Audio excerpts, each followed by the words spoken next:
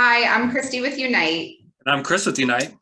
And over the Thanksgiving break, I was reading a interesting blog post, Chris, that I thought we should talk about today. And it was about the status quo bias.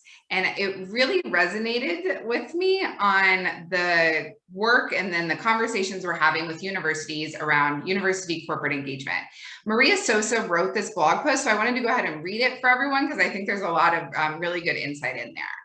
So the status quo bias. So our brains have a tendency to prefer the path we are already on. It takes effort, resources to shift, change, and take a new path. It's more appealing to keep going and maintain that status quo because it feels familiar.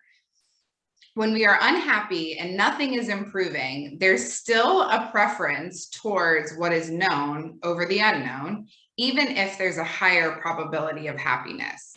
And I thought this was interesting because we're talking with so many universities and they're really scared about the change.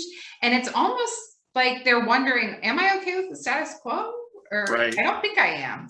And we've been there and done that before in our past Yeah. jobs, and obviously seeing it almost daily, actually daily, when we talk to these universities. So we've really seen three things. And one is that the status quo is a systemic issue. Yeah. And it's a systemic issue at universities, and people are afraid to take that next step and get out of neutral and get into first gear because it is hard, like the author of that quote said.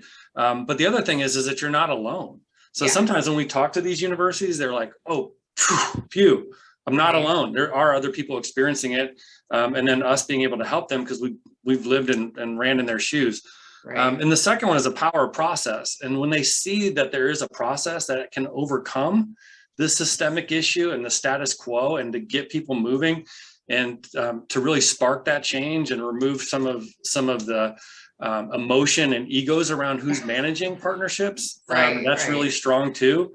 And then finally, when we lead to impact, and the impact is implementing. And once they implement and activate, they really start to make that change and not accept the mediocrity that's there. So that's been the exciting point for me, and I know for you too. Yeah, definitely. I think getting to be able to see these universities go from, like you said, kind of being stuck in neutral and then being able to really start to move, and then they start to see it work, and they get to, I guess, as the blog post said, that happiness part. Yeah. So if this is something that your university is dealing with a little bit, or maybe you have been working towards this, but you're feeling a little bit stuck, we'd love to talk to you more about how we could come in alongside of you and really help with Unite. Check out our website to learn more at unitecorporateengagement.com. Like, comment, share. We really appreciate it, and we hope to hear from you soon.